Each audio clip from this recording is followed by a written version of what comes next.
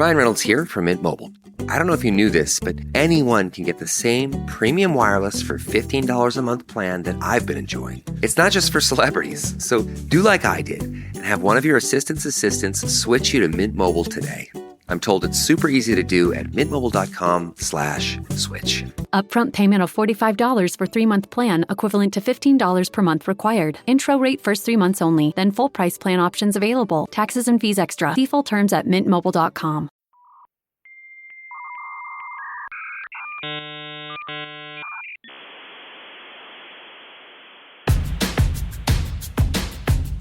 I'm as mad as hell, and I'm not gonna take this anymore! So I had the incredible privilege of sitting down with Grace Charrier. Grace has just an overwhelmingly inspirational story. She's originally from Nigeria. She was diagnosed with stage 3 triple-negative breast cancer and decided to just go all badass about it. She's the author of an incredible book I highly recommend. We'll put a link in the description, called IMPOSSICANT. Yes, instead of impossible. I'm mansplaining, sorry. IMPOSSICANT, quirky inspirational tales from a cancer survivor. And she's now channeling all of that into supporting the communities that are so desperately in need of our voices and our help, and is volunteering her time and working collaboratively as a consultant for the American Cancer Society's Cancer Action Network, Fight Global Cancer, We Go Health, which is, I think, now called Health Union, Immerman Angels, my buddy Johnny, the Rare Patient Voice Group, and Advocates for Collaborative Education. What can I say? She's giving back. She's making a difference. She's got the most incredible voice. She walks in the room and everyone lights up. It was such a privilege to see her in person here in the studio, to talk to her, to get that vibe going, and you're just going to love this conversation. So without further ado, here is Grace Charrier.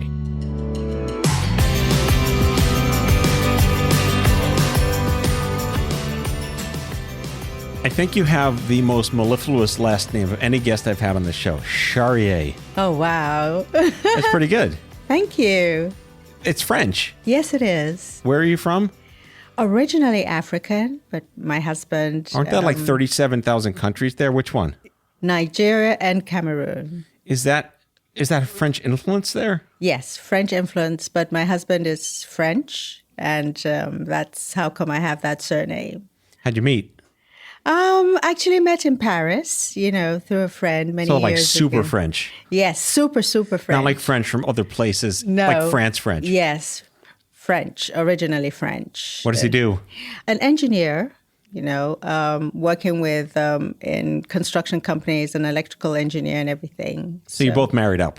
Yes, we're married up, but unfortunately we're not together anymore. Okay. But you married down. Yeah, still keep the name, Well, I always refer to Yogi Berra's quote, which is, if life were easy, we'd all just do it. Mm-hmm. Yeah. Bumps and grinds all the time. That is life, right? Mm-hmm. That is life. Yeah. I always try to get people to tell me what life was like in the before times, not the COVID before times, but like the pre-cancer before. So what was your gig? What was your passion? Actually, I was into project management. I was doing a lot of contract work for government in Nigeria, and just got hit with a cancer diagnosis. Out of the blue? Out of the blue. I fell in my bathroom, actually. Prior to this, I was doing a lot of, I've always been passionate about healthcare, especially in the underserved communities in Nigeria. And so my first gig was actually speaking to lawmakers about women living with fibroids. Many of them were unaware that these were things that could have been nipped in the bud if only they spoke out. And many of them were not speaking out about this. And so they were bleeding to death. And, there was so much stigma surrounding this. So is that cultural? It has to do with cultural mindsets and religious mindsets, too. So a lot of them prefer to keep quiet or just lie about it and say, fibroids, your stomach is big. continuously growing bigger and bigger, and is actually made worse if you're menstruating. And so each time you're menstruating, you're bleeding and all that. So it's quite terrible for those affected. And so when we were doing our grassroots programs, outreach programs in Nigeria, it was a whole lot of buzz, because everybody knew someone who had been affected by this. And so at the end of the day, it was like about a week awareness timeline. One of the mornings I woke up and went to my bathroom and I just collapsed. I just found myself on the floor. Oh, so you fell because of a symptom, not because you're klutzy. No. I fell because I thought I was tired, but my BP apparently had risen to 170 over 110. Oh, boy. And I was rushed to the hospital, and that was where it was discovered, actually. And so this happened in Nigeria, but since, I live here, they wanted, I just said, listen, let me get back to the United States and see for certain exactly what is happening. And, this started with a whole series of, scans and MRIs and, blood tests and everything, until one day my doctor asked me, we've done everything, but you're in the clear. What is happening? But I don't see you having been for a mammogram. Did you go for a mammogram? I said, no. You've never had a mammogram? I said, no. I've never sent you off for a mammogram? I said, no. Because I just thought if I had to go for a mammogram, if I had pains or secretions or something like that, nothing like that had ever happened. So he sent me off. And that was when I had to actually have a minimally invasive biopsy to ascertain that I was a stage 3 triple negative breast cancer patient. And that was how, we Welcome to the club. Went down that rabbit hole. Yeah. So two responses here, two reactions. Is number one, I was diagnosed in 1995, 29 years ago of this recording. Wow. But I went 8 months misdiagnosed. And when they finally found the tumor, I felt a sense of relief, and then terror set in afterwards. Does that resonate? Yes, absolutely. Because relief was like, sometimes you have those little, gut feeling nudges. Do you understand? Well, you know your body. Yes, you know your body. But you're like, okay, for me, I was like, I'm someone that's very active. Of course, I'm not getting any younger. So these aches and pains are bound to, show up once in a while. But when that diagnosis came about, I'm like, okay, so my body was trying to tell me something that I ignored, and that's why I shout from the rooftops now. I said, don't wait until you fall down like I did. If you're getting those little aches and pains, just do a simple blood test. And that could actually, reveal a couple of things that you wouldn't have thought was happening to you. Right. My second response is I've worked in this space, unfortunately, for a long time. I wrote an article called The Terrible Privilege of Being an Advocate. And there's a lot of dark humor, which has to be here because it's so inane. You have to find some kind of comedy of terrors and what's going on in the triple negative breast cancer space. Yes. The running joke was always, you hear triple negative, you think that's great. Triple negative, I won the jackpot. Yeah. Not the case. Not the case at all. And, it's a very aggressive kind of cancer. And, based on that, estrogen and all that, So even when my oncologist told me you have triple negative breast cancer, you're learning on the go. It's like just jumping out, parachuting as the plane is taking off. You don't even know what you're going to meet down there. So I'm like, what is triple negative breast cancer? And he just said, this is a very aggressive kind of cancer, that breast cancer that is not treatable like others, so we're going to bombard you with a cocktail of sorts, you understand, that would be able to allow you face this, diagnosis. And that was how we started. Just like you said, you never know what's coming out of, these kind of things, and you're learning as you go on. Yep. What year was this? This was 2016. Okay, so the question I always ask is, I'm always a skeptic of Google, which I think one should be in general, because it's not a doctor and it's not meant to serve this kind of need, right? It's meant to give you an algorithmic decision of what it thinks is best for you. And if you ask it questions about what's wrong with you or what do I do or how do I know, it's like going to a mall with no directory, right? Did you go to Dr. Google? Of course I did.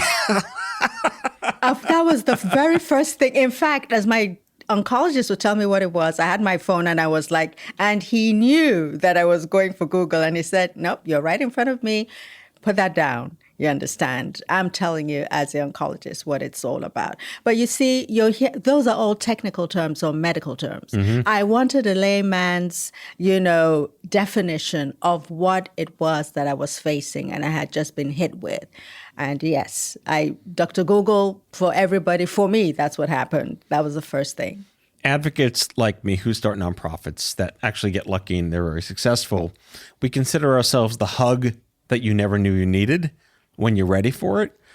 Did you look for or seek or happen to find or get lucky enough to connect to any groups? I learned by myself, first of all, because I was alone. In the sense that, not that I didn't think it was necessary for me to reach out to anyone, but, you've just been hit with this and you're like thinking ahead. Okay, how is this going to affect me, affect my work, affect my family, my kids, my whole lifestyle? How long is this going to take and all that? So I was now trying to get as much information that I could from other sources. I wasn't necessarily looking for a community at that time, but I found that while I was searching for those answers, there were certain questions that were not responded to, that I was asking that were not responded to. And many a time, the healthcare professionals didn't have answers to my questions. So I had to look for my own, you know what it is that you want to find out about. Do you know anybody that's going through this kind of thing? So trying to identify what it was I was looking for, what answers I needed to my questions, and then see, as time went on, who was in my shoes, who was walking down my path, who had walked down my path, who had come out of it, what messages of support and hope, because I needed hope at this time. I was a stage 3, and that was quite late for me, because when my doctor said people say lumpectomy, and I'm like, oh, go sit down. There's nothing with a lumpectomy. Mm-hmm. Talk to us that have stage 3s and many of us that have stage 4s. Then you're talking, but the whole idea of being hit with cancer, whether you're a lumpectomy patient or you're palliative, it's still really scary. Yeah. I ask because, I'll put it this way. Survivorship in the 1990s was walk it off. Get over it. You'll be fine.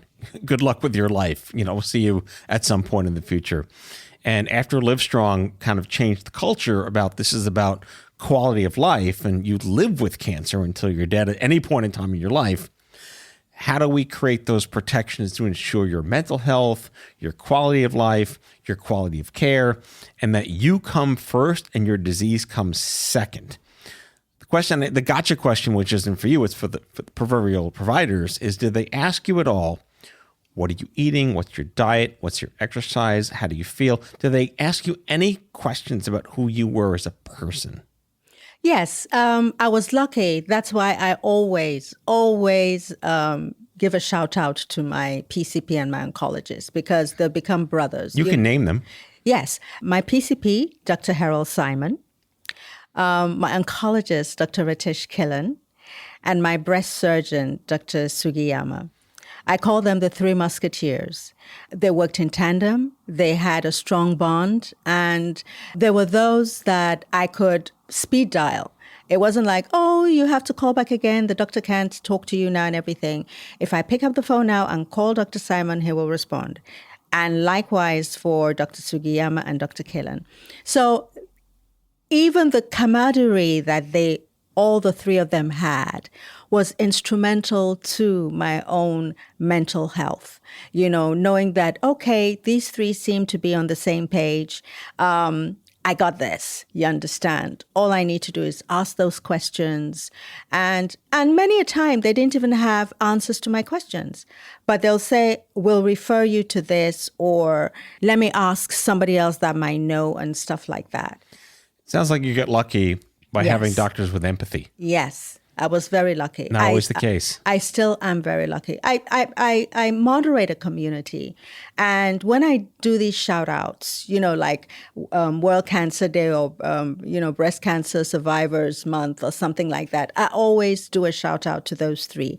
And people reach out to me and say, good grief, Grace, you are lucky. Because for us, we had to seek, what should I say, answers to our questions from other people. Many of us have actually had to leave our doctors, our medical healthcare professionals and go elsewhere, so that was it. So going back to your time in Nigeria, it's not like that over there culturally, is it? As a willingness to, be your own advocate? I wouldn't, first of all, it's just now that I'm trying to eliminate that stigma because that's why I wrote my book. We're going to get to your book, which is like a super cool book. Yes. And there's a lot of comparison with healthcare in Africa as a whole, not really Nigeria, because nobody wants to talk or get demystified. A lot of people would have cancer and don't want to talk about it, or think that just prayers is going to help solve the problem. And I keep saying God works for those who help themselves. So let us, yes, we are all religious and we pray to God, but God can't help you if you don't first go see the doctor about what's happening. Yeah, that's going to help. Yeah, that would help better. Yes. But at the same time, it is expensive. And we're talking about insurance. I was lucky because, even though I was rejected several times before my insurance provider was accepted. You can imagine, and I wrote about this, saying, can you imagine when you're just about to start your cancer treatments and your insurance provider is constantly being rejected? The fear, the that helplessness. Someone else controls your fate. That somebody else controls your fate. And this was like, oh my God, but at least I had an option here. But in Africa, how many people have health insurance? Right. Totally different planet. Except you are working for a blue chip company that has that. That's why you find out that people are not, even if they're not happy in their jobs, but as long as their jobs can cover them, their healthcare provisions are met, then they will stay. Because if not, you're going to take a whole bag of funds to go and pay to, first of all, have a consultation. And even if they had that opportunity, they'll say, okay, I have my children, they have to go to school. Have I bought food for the month? No. Okay, I have that money, but let's take care of, the most important things. And you're lost. Yep. So in the spirit of health insurance nightmares, let's take a quick break and come back and talk about how you've chosen, I'll say it nicely, to fuck back a little bit against the system. So we'll be right back with Grace Charrier. Yes, please.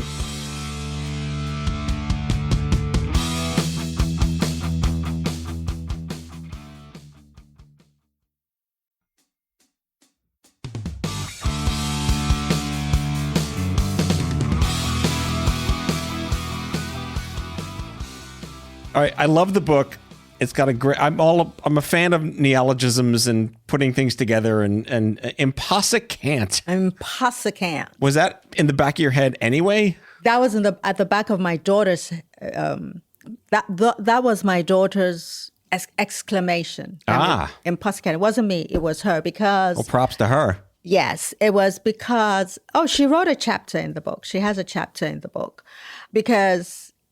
I still remember when I told her, that I got the phone call and it came and I had to go and see my PCP, Dr. Simon, and I was given this news.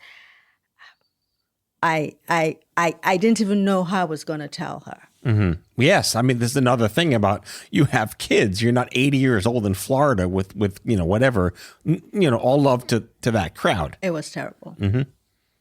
Is she your only child? Yes, my only child. Yes.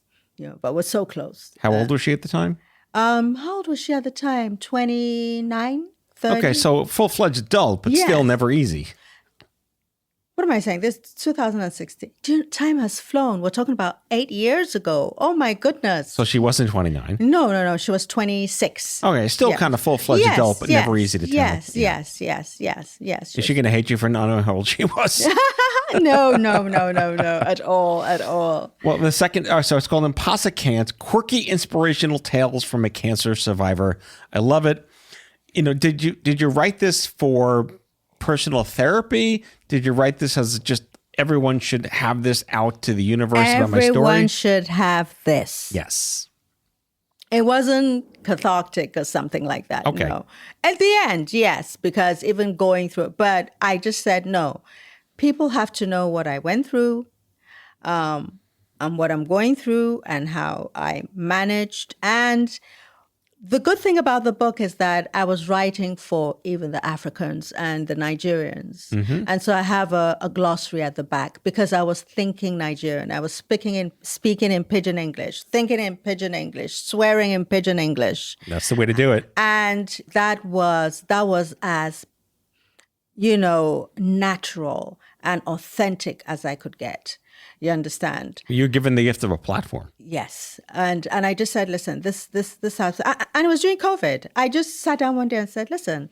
Not that there's a good time to get sick, but COVID. Yes. It was COVID time that I launched it on my birthday. I published and launched on my birthday.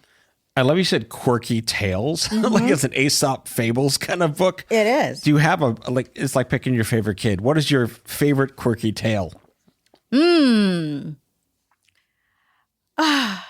Favorite quirky tale.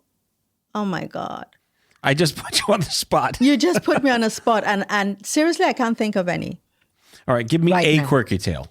A quirky tale would be anything to do with, some crazy off the cuff kind of thing, something that would, just, as they say, shake the tables. You understand? Yeah.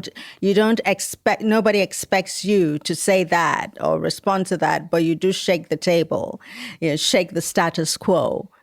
People are expecting you to be like, okay, all prim and proper, but you've got to tell it as it is. You understand? And that's what that book is all about, because I knew it would get in the hands of, the health system.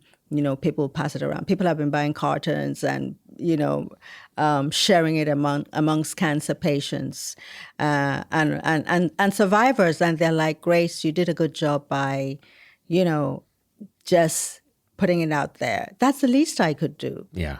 That's the least I could do. Did you get one of those, like, when you tell your friends or like, oh, are you okay? Right? It's like, how are you feeling? I still get asked that. How are you? It's been 30 years. I'm fine. Always. Yeah. And I'm like, when I respond, I say, what do you think? Mm-hmm. Oh, but you look great. Nobody would even know that. I mean, your skin, you're this, you're that. I'm like, because. I'll attest on the radio. You look great. Well, we try, understand. You have to, if you don't motivate yourself, no one is going to motivate you. Yeah. You're your own best friend. Like they say, take a look in the mirror. What do you see? And that's it. Who's your best friend? And that's it. It's you. So even if you do have best friends, but your best friend is you. So you look in that mirror and pull yourself up. You can imagine you have done cancer. You know what it is, the throat, the puking, the diarrhea, everything. When you feel you're going to crash, something at the back of your mind just says, Grace, stand up. And I'm like, okay, no, my back is not going to touch the floor. No way, we've got to do this. So you found yourself down this incredible, perhaps unknownst, is that a word? Rabbit hole of patient advocacy. And I'll tell you my quick story about what that meant to me, because I didn't know what that word meant. That word wasn't a word in like the 2000s. It didn't exist. Yeah. I mean, maybe the breast cancer wars, but I don't think they called themselves advocates. They were just like rabble-rousing, angry women who did the right thing. Or like the AIDS movement. Like I stumbled upon my first peer, like another guy with cancer in like 2002. It took me 7 years. I'm like the only one on the earth with cancer in the 20s. And he worked in policy in the Beltway and for some really good advocate groups. And he said to me, how would you like to be a cancer advocate? And I looked at him a little weird, tilted my head to the side, and said, "What the fuck is a cancer advocate?" And he basically said something very straightforward, which is, "We're going to make the next you have a less shitty time." Done. When did you discover that this was a permissible thing for you to have an identity for? When did I discover was when somebody reached out to me, just as you were reached out to say, listen, I read your book and I think you have something there.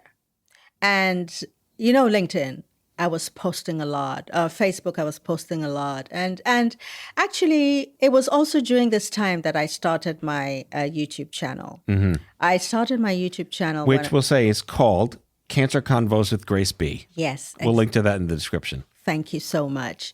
And when I started, I'm like, okay, this experience is bigger than me now. We have to put it out to the world. How am I going to start? I know I write very well. I know I speak very well. How am I going to use those two attributes to be able to put something across? As tired and as depressed and everything that I was. So I was actually doing radiation at the time when I started this. And I was peeling all over my bed, side of my bed was like, with the iodine, and stuff terrible, like that. Terrible. And I just said, okay, how are we going to start this? So I, had skeletal stuff, put together.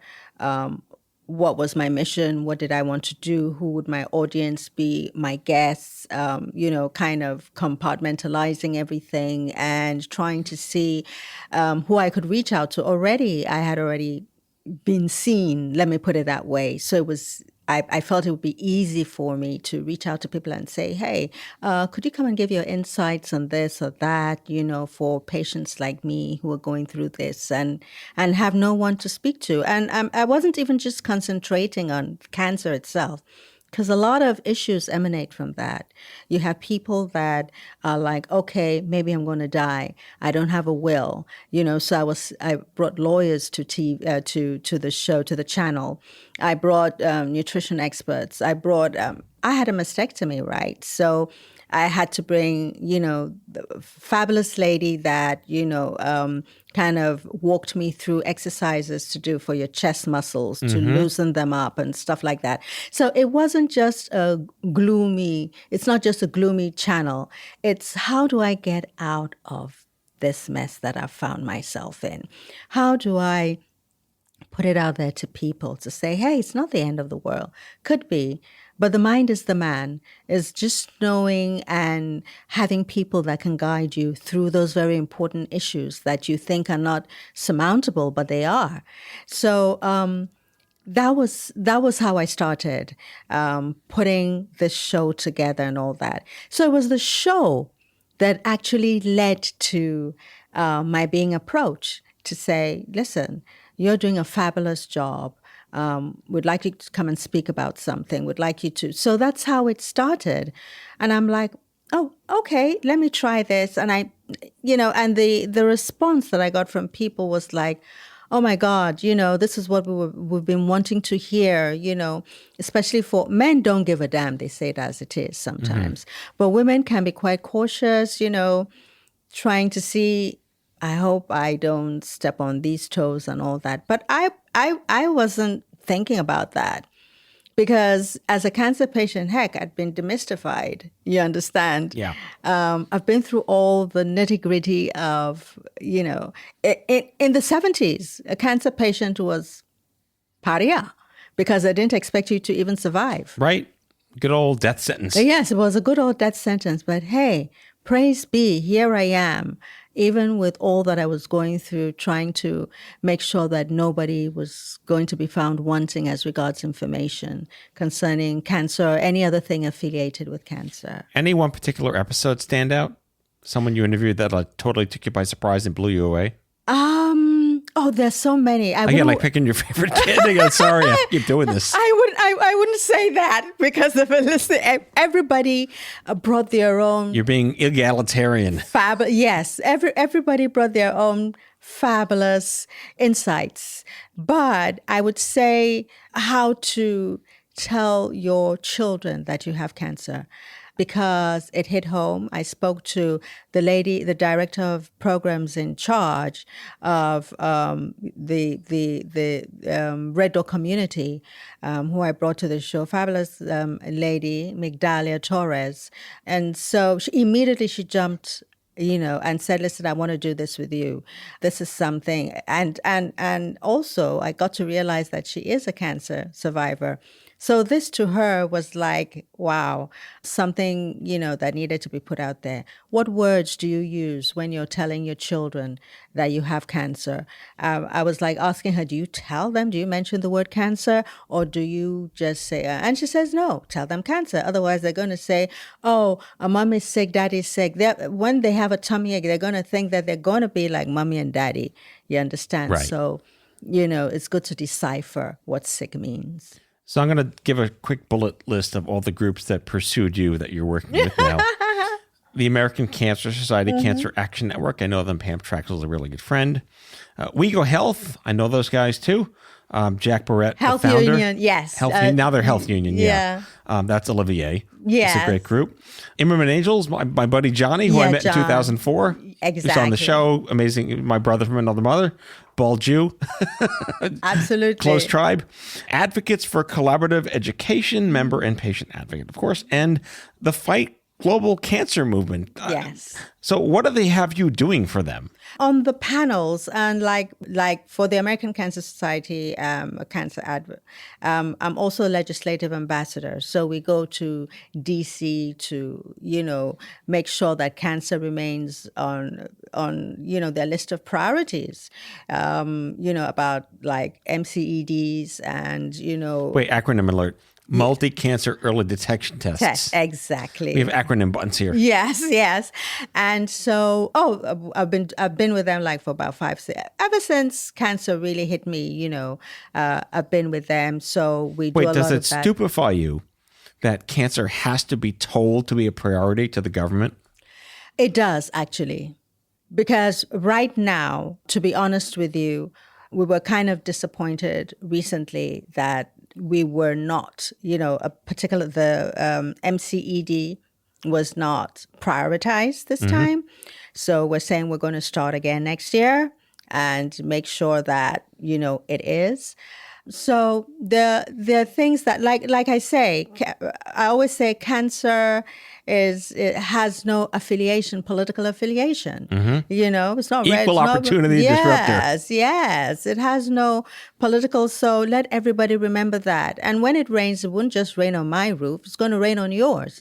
So this hits everybody. A lot of the lawmakers that we have spoken with, when I have the opportunity to tell my story, you watch their body language, you understand, and it's later they tell you, listen, my mother had this, my father had this, my brother, my sisters, some of them actually battling it at that particular time.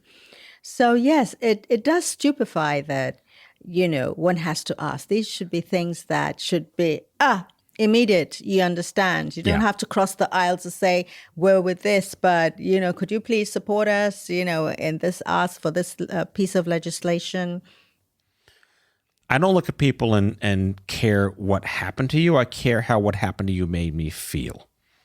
And whether that's inspired or angered to take an action, there's more to you than this. And I just want to wrap the show because there are more credentials to go over for Grace Charrier. Are you an ambassador for peace? Yes, I am. A box I've not ticked. You are a global goodwill ambassador for what's GGA? Yeah, global goodwill ambassadors. For what? That's a thing? Yes. Okay, that's the name of the thing. Yes. You are an Ernst & Young's International Women's Day ambassador? Yes.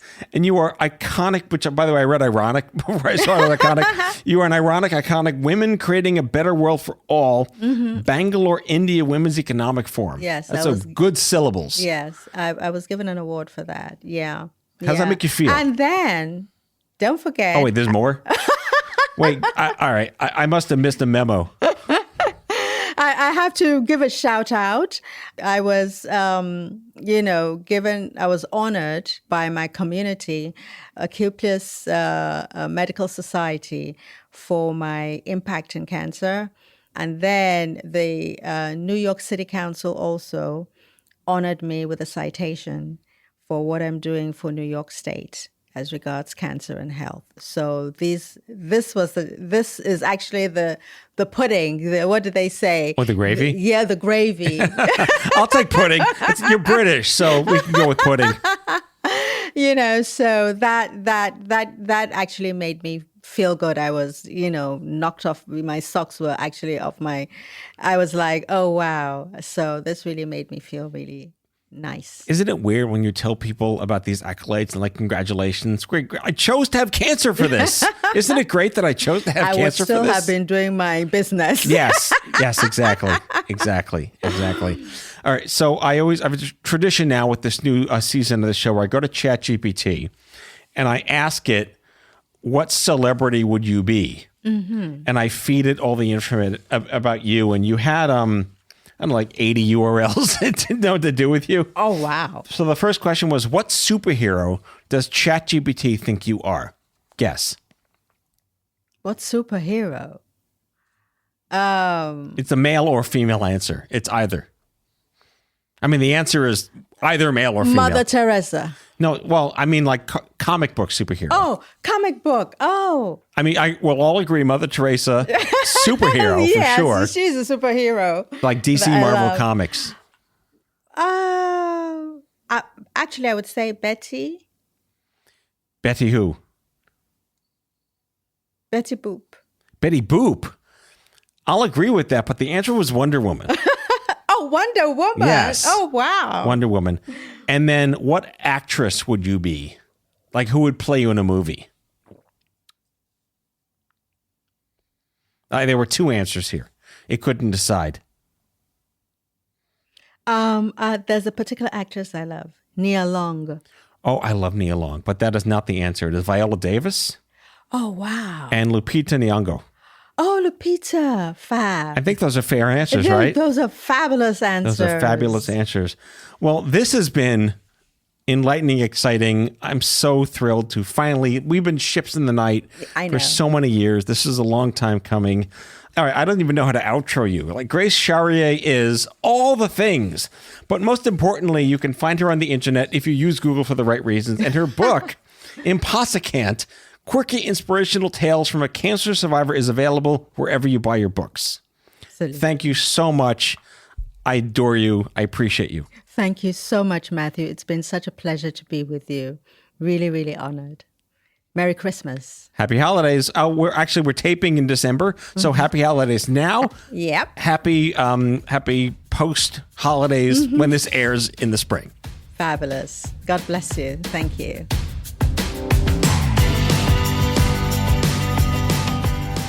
Out of Patience with Matthew Zachary is a production of Matthew Zachary Worldwide.